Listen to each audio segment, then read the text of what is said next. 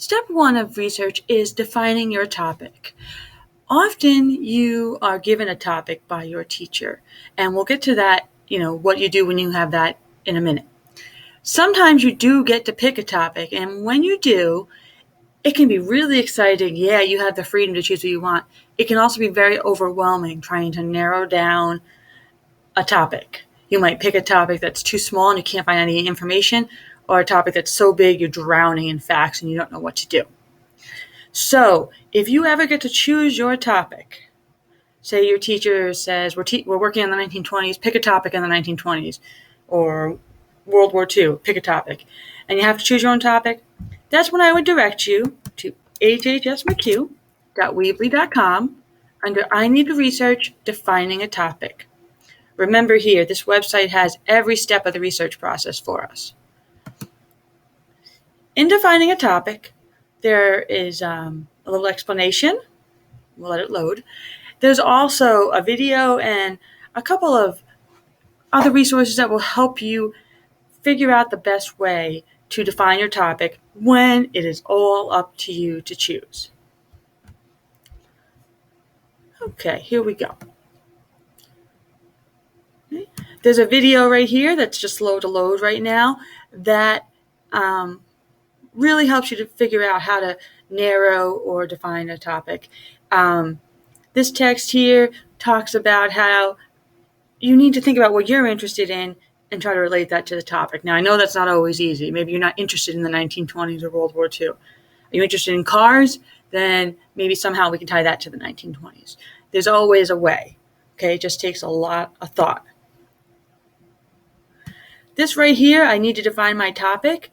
That is, it takes you to a different website called Noodle Tools. And what that does is, let's click on it and show. This top section here has different search engines if you need to narrow down your topic or to even pick a topic to begin with. Okay? So don't forget that one's there. Let's head back to the website for a minute. Okay? Sometimes the best thing you can do is browse the library, browse the online databases, and you'll come up with ideas. As I said, though, most teachers will give you a topic. And from there, pretty much the steps are the same. Whether you're choosing your own topic or the teacher gives it to you, once you've decided a topic, you need to write a statement of purpose and you have to brainstorm some research questions. Now, these two steps are kind of a roadmap for you. Yes, you could go right to Google with your topic, type it in, probably get tons of websites back. But you're navigating through all this stuff, you're not really sure where to go, which is wasting your time, which is what you need. So taking these initial steps will help you out. Trust me, it's like getting in the car, driving to California one day. If I just get in my car and hit the highway, eventually I might get there. I might not take the most direct route, I might get lost, I might break down. But if I take the time to look at a map or program it into my GPS, I'm going to have an easier time of it. That's what an SOP and research questions are. Now, an SOP is not a thesis sentence, but it is the foundation for one. An SOP is basically stating what it is you need to learn. Your teacher often gives this to you in the assignment. For example, I'm working with a class right now, Mr. Newton's class. They have to teach their classmates about the human organ system. And they're going to have to talk about the major organs of the system, the functions of those organs. So their statement of purpose might say something like, I want to learn about the major organs of the nervous system. And what happens when the system doesn't function? Okay, we add a little detail there. You don't just say, I want to learn about the nervous system. Well, what is it you want to learn about the nervous system? I mean, look at the examples on this page. All of these on this side are way too general. I want to learn about 50 Cent, or insert the name of your favorite singer, rapper, superstar.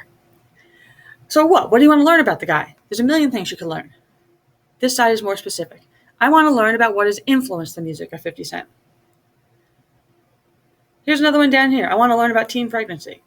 All right, what? How it happens? The results? What? There's many angles you could follow, okay? And likely in a short paper or slideshow, you're not going to be able to cover every single angle, so you got to pick something. Here's more specific.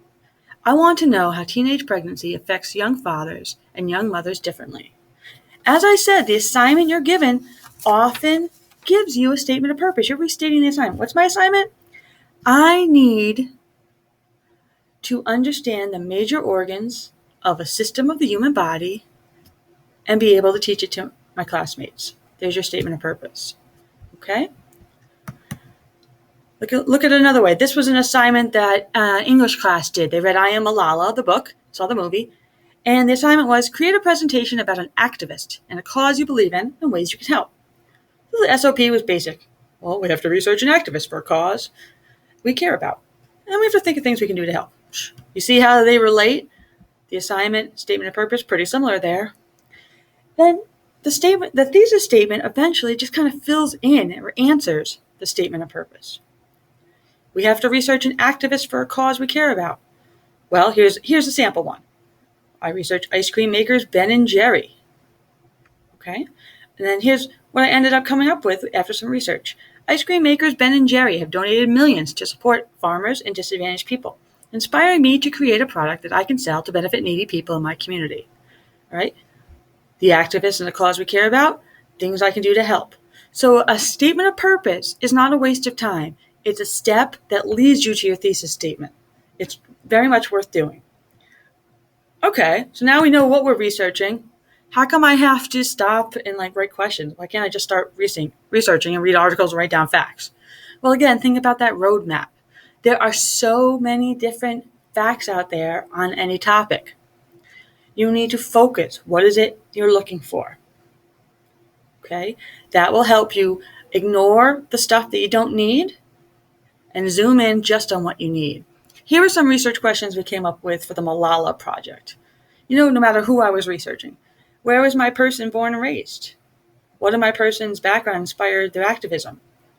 How bad is the problem that my activist is working on?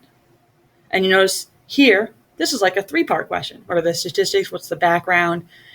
Each question may have many parts. They're not always just going to be a simple question. I will tell you, though, that the teacher, again, in their handout, often gives you a lot of tips for the research questions.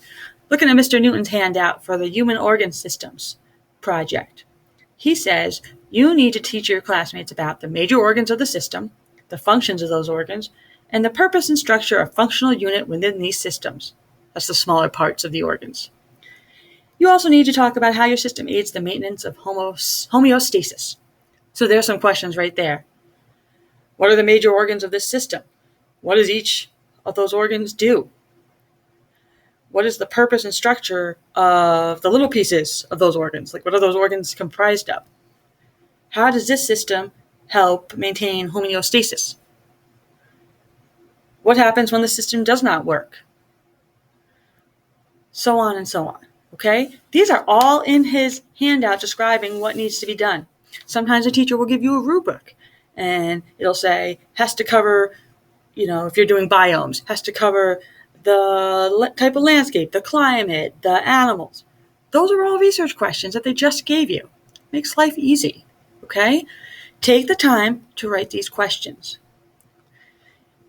Working in a group even helps to have people in the group take a few minutes and come up with their own questions. You may find that you think of different things, and then you combine them.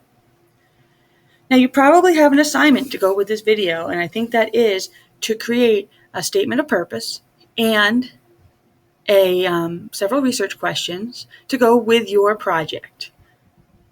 I believe the assignment directs you back to the website. You would be on defining a topic, again, under I Need to Research. You'd open the grade 9 research packet. Let's see how fast it opens. First page says topic analysis worksheet. It's a fancy name for statement of purpose and research questions. Okay, your topic, you write in what you're working on. Your statement of purpose, I want to learn what inspired 50 Cent. I want to learn about this particular muscle system. Okay? Then you're going to come up with at least 5 research questions. There is no set number of questions. They vary from project to project. But I want you to try to come up with at least 5 for this practice. Ignore the subtopic headings right now. Any questions? See Mrs. McHugh.